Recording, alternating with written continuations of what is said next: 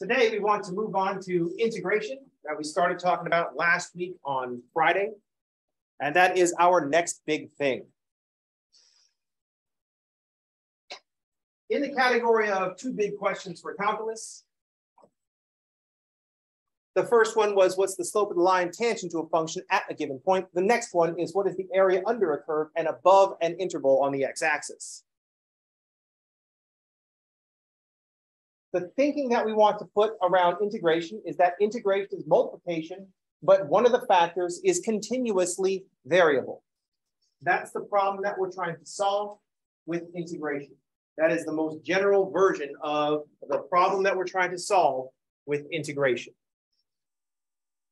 The applications of integration are going to center around applications of multiplication.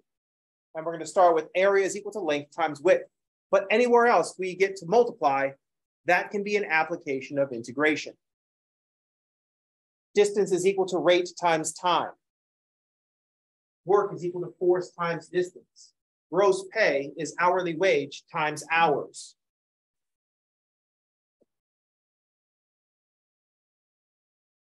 Anywhere we can use multiplication is a potential application of integration. The calculus twist on this application is that one of the factors becomes continuously variable. That's the big twist. So the variable part means we have to drop our multiplication down to addition, like we see down here in these two areas. In this first area, the length was constant over the entire width. So to calculate the area, I just get to use multiplication, length times width. In this second example, our length is variable. It's 3 or 4 or 5, but not continuously variable. It's just different values at different times. So we break this down into an addition problem. And we do length times width 3 different times. 1 times 3, 1 times 4, 1 times 5, and then just add the results. That's the same thing what we did in the previous one. We just did 1 times 5, 1 times 5, 1 times 5, 3 times. And that's 3 times 5. 1x plus 1x plus 1x is 3x. But here I wasn't able to summarize with multiplication because our terms were different. Our length was different for each of the areas. The next stage of this would be to have the length be continuously variable over the width. So instead of, say, just 3, 4, and 5, we have a continuously variable function for the height or the length.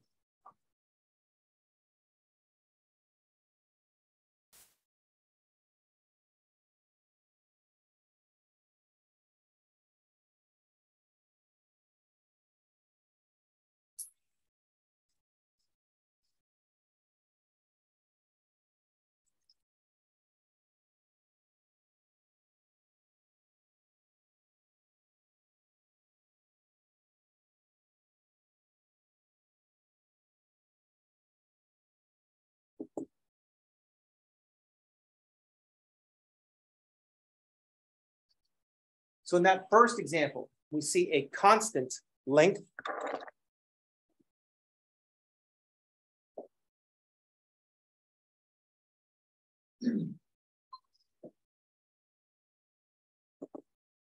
Here we see a variable length.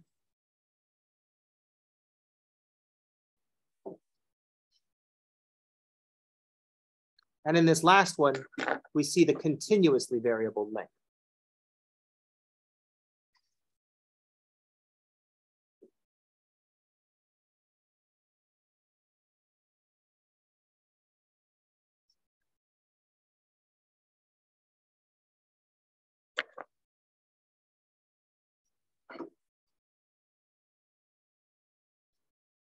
So the previous one, we had different values, but it wasn't changing continuously. There were just 3 different values.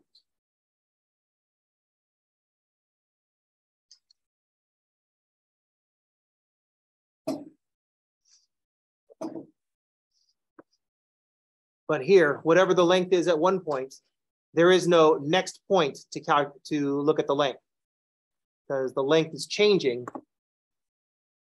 over all the real numbers from 0 to 3.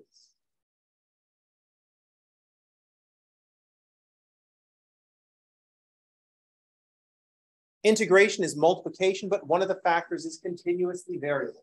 In this case, we're going to use area is equal to length times width, because that's the only multiplication problem that we really need.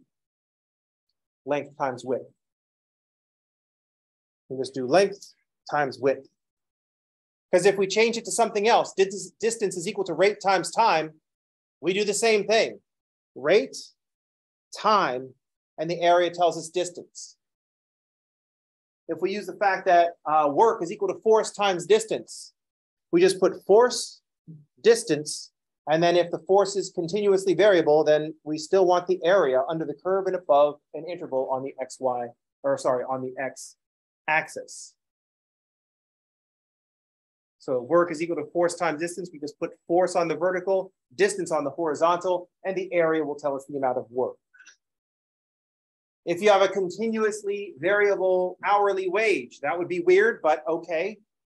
We would just mark your hourly wage, the rate at which you get paid, the rate at which your gross paycheck increases on the vertical axis, and your hours on the horizontal axis, and the area would tell you how much your gross pay is. Because it would be dollars per hour on the vertical, hours on the horizontal. When you multiply those two, the hours cancel out. You're left with dollars. Any questions? All multiplication problems are the same. All area problems are just length times width. It's just that in the past, we have worked out some specific ones, like triangles and circles and trapezoids and parallelograms, to carry around with us so we don't have to do the calculation every single time, because that's a convenience.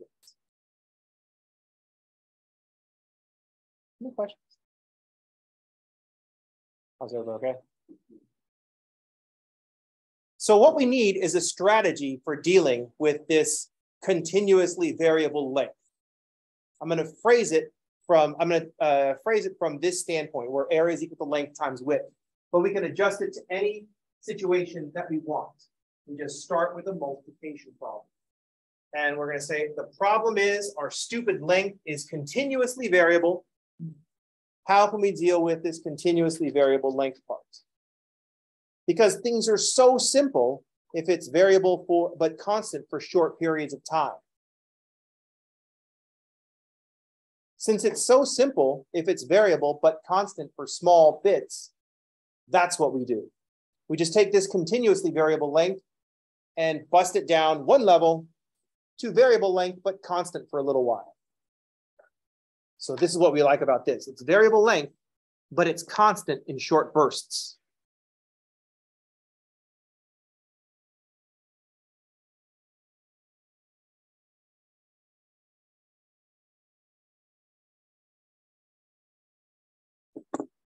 Because this variable length is constant in short bursts, that means we get to multiply in short bursts.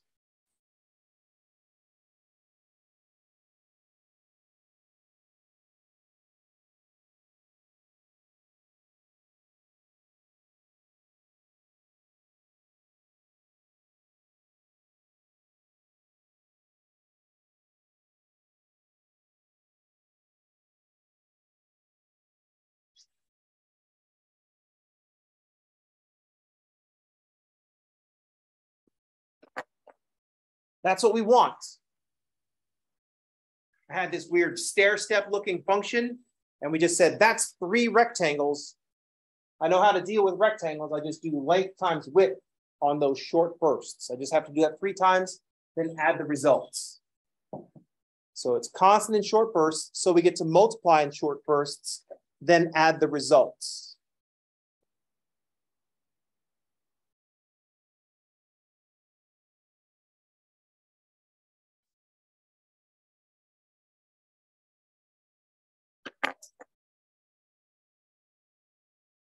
This is the strategy we're going to employ for our continuously variable length.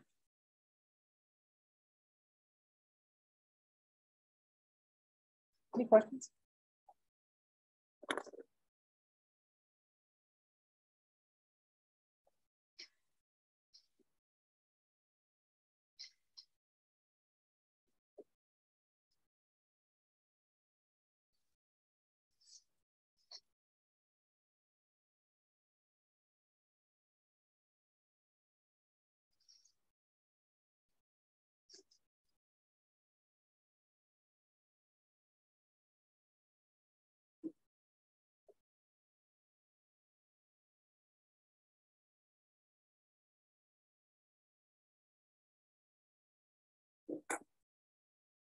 take care of this continuously part, we just drop it back. We make our function constant in short bursts. Then we can use multiplication in short bursts and add the results. This is the problem. Nowhere to put the plus signs. So we drop it back to a level where we do know where to put the plus signs by making the function constant in short bursts. Any questions? How's everybody okay? Question? Yes, we're going to multiply, do area is equal to length times width, and then we're just going to do that a bunch of times and then add the results. Yes. Yes, that would be an approximation, because if we look close enough, if we make the bursts short enough, then the function isn't going to change that much. Everything looks flat if you zoom in far enough. Everything that's continuous looks flat if you zoom in far enough.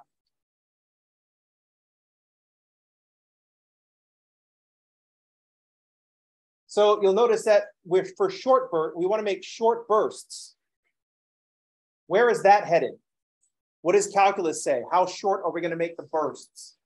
Every 1 unit. No, that's wide. That's gigantic. Every 1 unit. Every half. That's smaller, but that's still gigantic. How much? How often? Infinitely small. That's the calculus game. Make an approximation. Then whatever you did for the approximation, do that infinite. Just keep doing that. We're going to divide the interval from 0 to 3 in this case up into small little delta x's, and then we're just going to make them infinitely small and see what happens.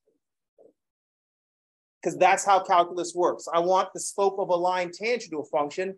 Tangent requires only gets 1 point. Secant a slope requires 2 points. So we get a secant line that's close, and then we just make it infinitely close. That's how calculus works. In fact, you do this kind of thing even before you get to calculus. Because you know that in the compound interest problem, instead of 12% every year, you can break that down into 1% every month, or a 0.25% every week, or a 365th% or a 30th% every day. And you can just keep going. But there's a limit to it. And that limit is you just break the 12% down continuously. You just imagine that you're compounding continuously. And so when you learned about the e to the kx function, you learned about continuous compounding. You learned about breaking things down into infinitely small segments. Any questions? It's really weird just to talk about, so let's do an example.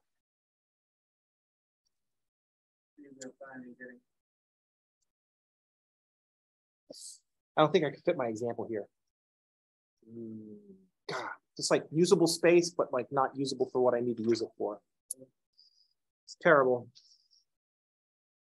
Fortunately, this isn't paper, and I can just erase it.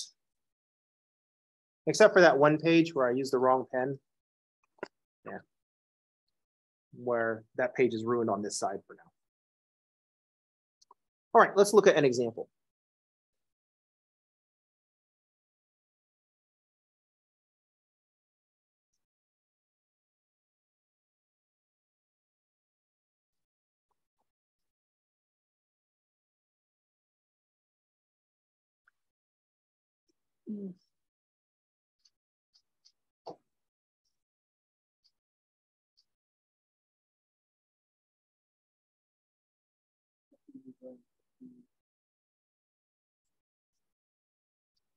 Let's suppose we want to find the area under e to the x and above the interval from 0 to 2.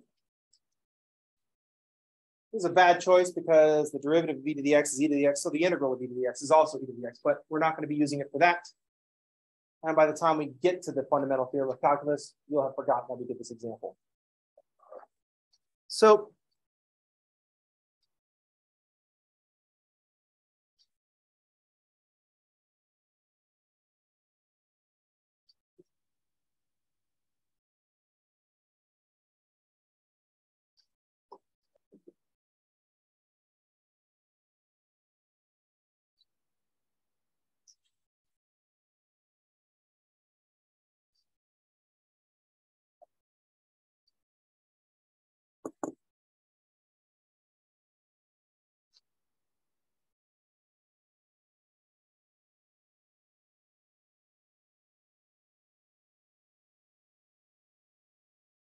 Our strategy is going to be take this continuously variable length, where the length is going to be e to the x at any point from 0 to 2, and multiply by the width from 0 to 2 to get the area.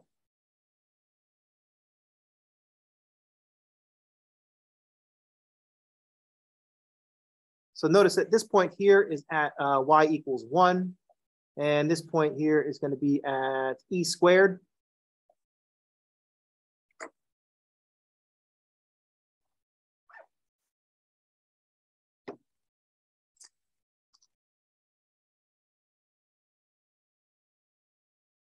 Let's see, e to the second power.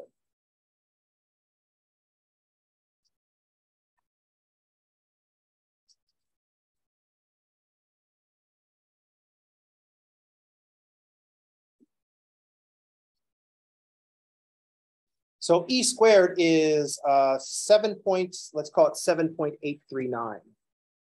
And let's make sure that I don't show you what the actual area that we're going for is. Trick question, that's not the actual area. That's an approximation of the area. That's to a ridiculous degree, but still. So let's say e to the e squared is 7.389. 4 significant figures, that's pretty good. So here's what we're going to do. I'm going to approximate this function by breaking this area up into some rectangles. So I'm going to divide the area into rectangles.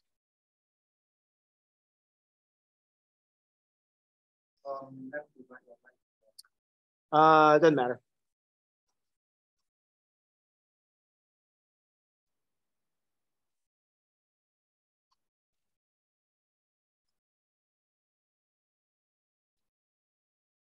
So I'm going to say n equals 2 rectangles, and that'll tell me that the delta x is equal to 1.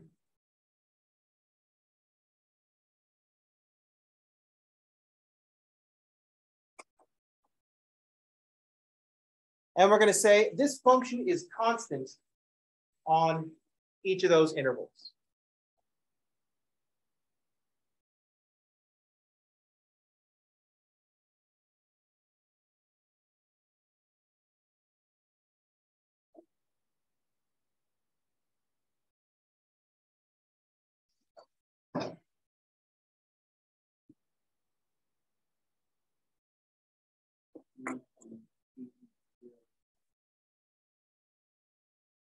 So if we look up top, here are the three endpoints.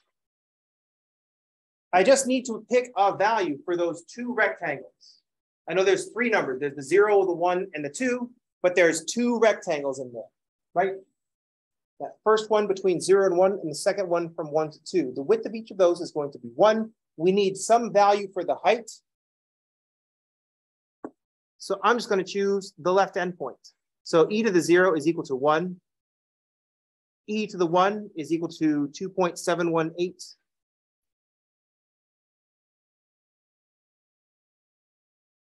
And e squared is 7.389.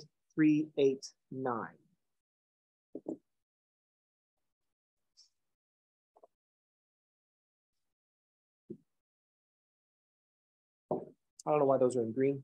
That's weird. Oh well. So my first strategy is I'm going to find an underestimate by taking of the 2 values that I have. I'm going to take the lower one. I'm just going to find an underestimate.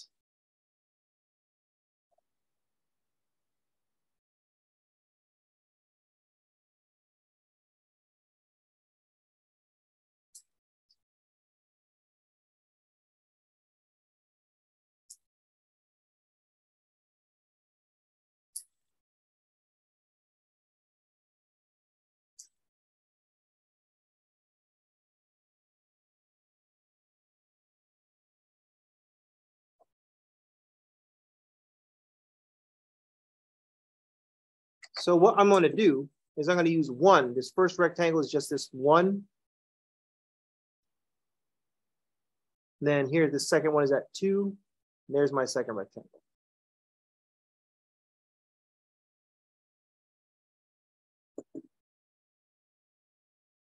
This function is increasing, so starting with just the left value and saying it's 1, that whole first unit, that's going to be an underestimate.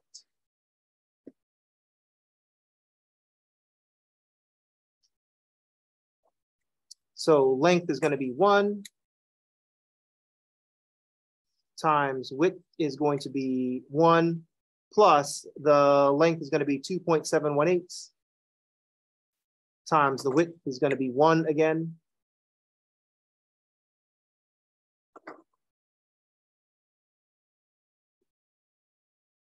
Since I'm looking at rectangles, I get to use multiplication. My length on each of those 1 unit intervals is constant, so I get to use multiplication.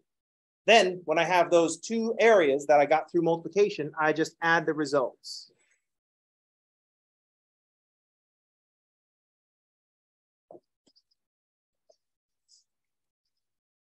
So here's an underestimate using the left endpoints.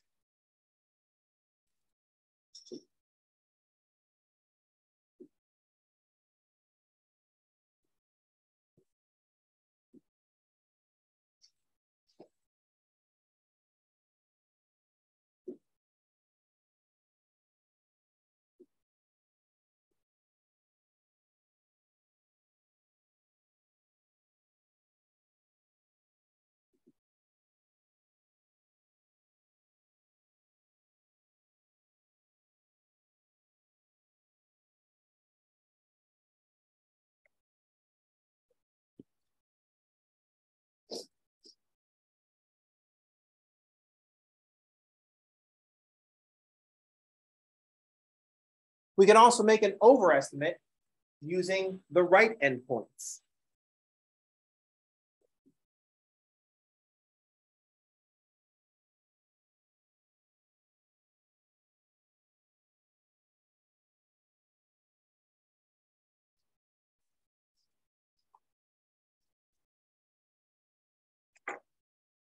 So I'm going to use the 2.718 and the 7.389.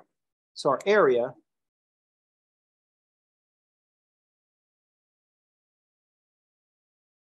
is going to be 2.718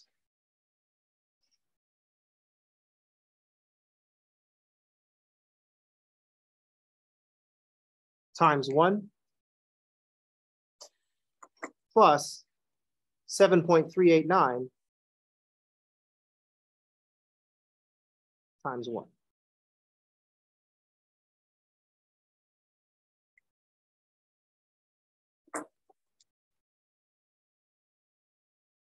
Once I have the area of those 2 rectangles, which I get to do because we have assumed things are constant on each of those short bursts,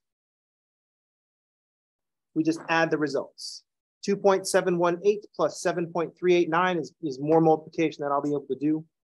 2.718 plus 7.389, 10.107.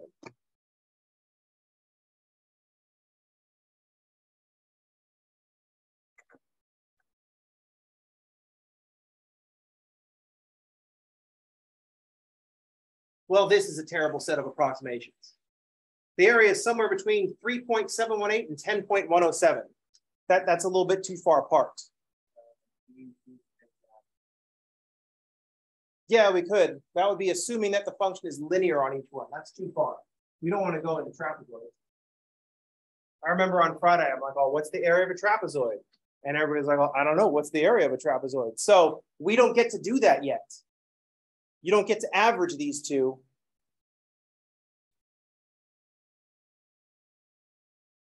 Because you're like, oh, I don't know what the area of a trapezoid is. So you don't get to. That is barred. The only area we need is length times width. I know everybody remembered that one. Plus, finding the average between a 3 and a 10, that's a terrible idea. We've got a range of 3 to 10. Now, if it was like 1,003 to 1,010, okay, yeah, that might make sense. But it's just 3 to 10. How much is this beverage going to cost? Somewhere between $3 and $10. That's not a good answer. You want a little bit more specificity than that. The average is $6.50. That doesn't tell us very much either. The average cost of a beverage in this establishment is $6. Ooh, I'll have this one. That'll be $10,000. What? How could the average be 6 if this one is 10,000? We have several thousand beverages that only cost $1. You just pick the one that costs 10.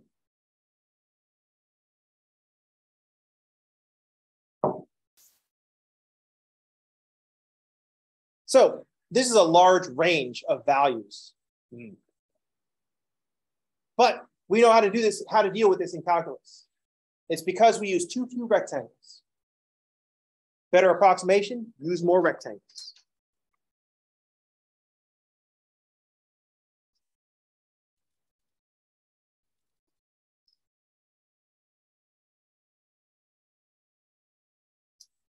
I'm going to divide the region up into, I'm going to double up on the number of rectangles. I'm going to go from 0, and instead of going 0, 1, and 2, I'm going to have 0.5, 1, 1.5, and 2.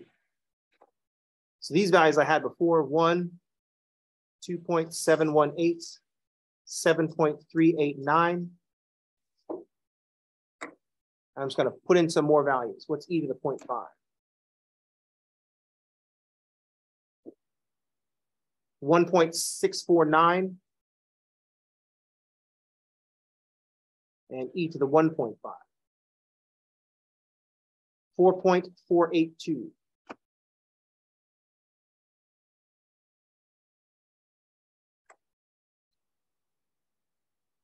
Here I have n equals 4 rectangles. Got 5 values, so I have 4 rectangles. Here's the first one, the second one, third one, and a fourth one. N equals 4 rectangles with a delta x of 0.5.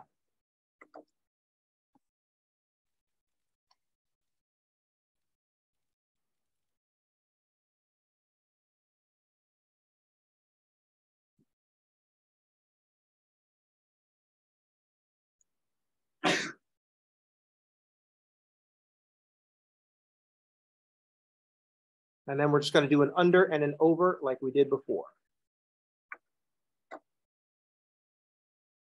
So my first one is going to be, the underestimate, I'm just going to use the left. So the 1, the 1.649, 2.718, and 4.482. 1, 1.649. I didn't really color code like I was planning.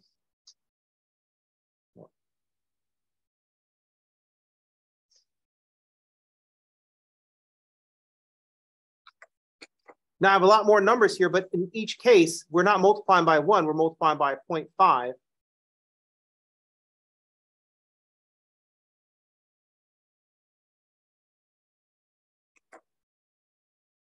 So now we're multiplying by 0.5.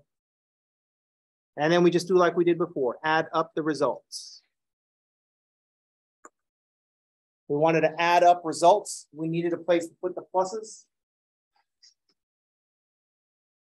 So we had to drop from continuously variable to just variable.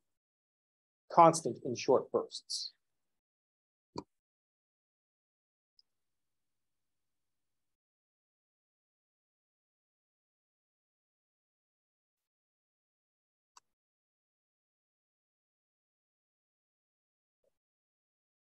$4.9245.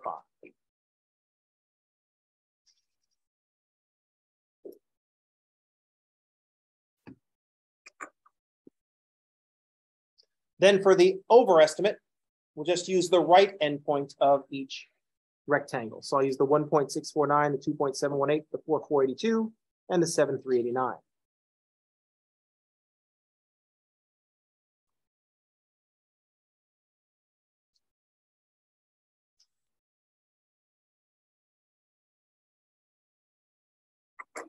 I'm going to multiply each one by a 0.5 like I did before.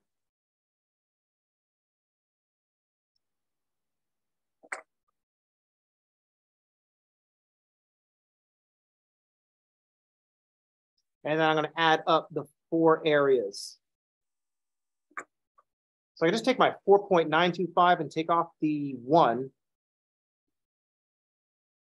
and add the 7.389. for 8.119.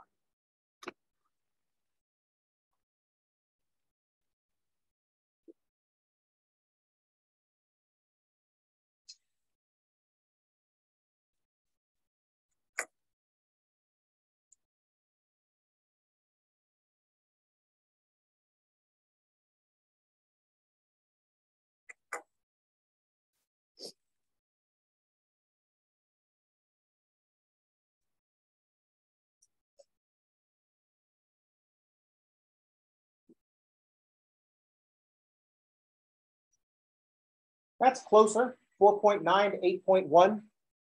That's a little more tolerable. Twice the amount of calculation. Let's see what happened to the difference. So I've got 10.107 minus 3.718. So 10.107 minus 3.718.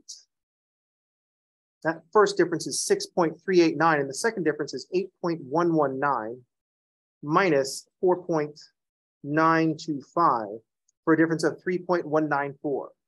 So by doubling up the number of rectangles, we cut the difference in the over and under by half.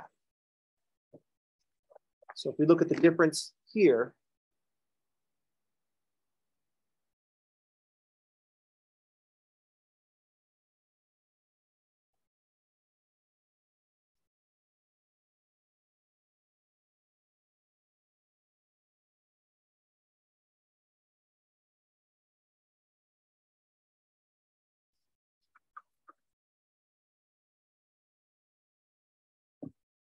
we can see that we cut our difference in approximations in half.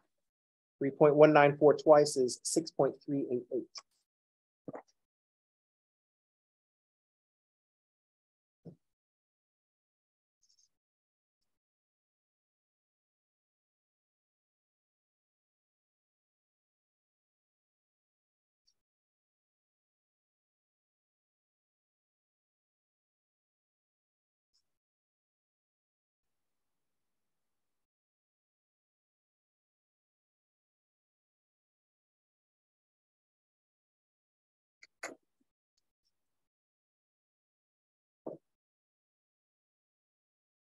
What we'll find out,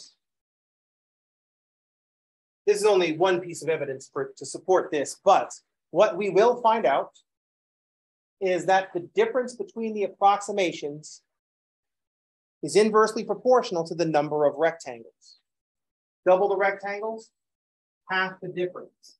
And that's what we want to have happen. We want the difference between the over and under approximations to get closer together. So if I wanted the difference right now with 4 rectangles, the difference is 3.194.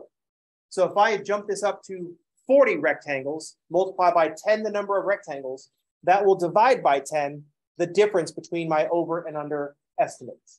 So the difference will be 0.3194. So if I said I want the difference between your over and under estimates to be less than 0.1, and 40 got us to 0.3, I want to divide the difference by 3.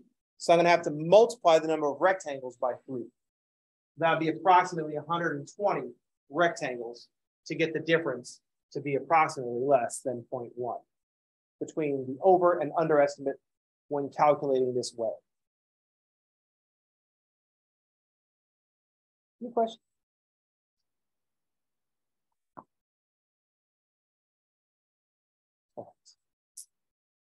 That's a lot of rectangles, and we don't want to do that.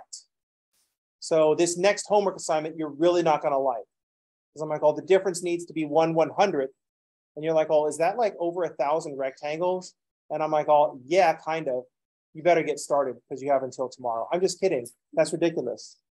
Because we already have a way of doing an infinite number of rectangles. Actually, it's not an infinite. The calculator is just doing a bunch of rectangles. Oh, how far up was this? Here's what we're going to do if we have lots and lots of rectangles. Think if we're doing left and right, how many rectangles it would take to get down to 0.389056009. So tenths, hundredths, thousandth, 10,000, 100,000, million, 10 million, 100 million. Yikes. That's pretty far. That would be a lot of rectangles, especially since it was 120 just to get to 0.1 difference. So that would be a lot. Each decimal place would be 10 more. So this is times 10 squared to the third, to the fourth, fifth, sixth, seventh, eighth, ninth, 10th. 10 to the 10th. 10 to the 10th rectangles. Get started. No. Your calculator has already done that for you. Any questions? Here's the big idea. The problem is that the length is continuously variable. Nowhere to put the pluses. So we drop it back down to the previous case where we just make it constant on little bits. That gives us a place to put the pluses. That allows us to use multiplication as equal, areas equal to length times width. That's what we're trying to do. That's going to do it for today. I will see you all on tomorrow. Everybody have a good day and thanks for playing. Bye, have a nice day.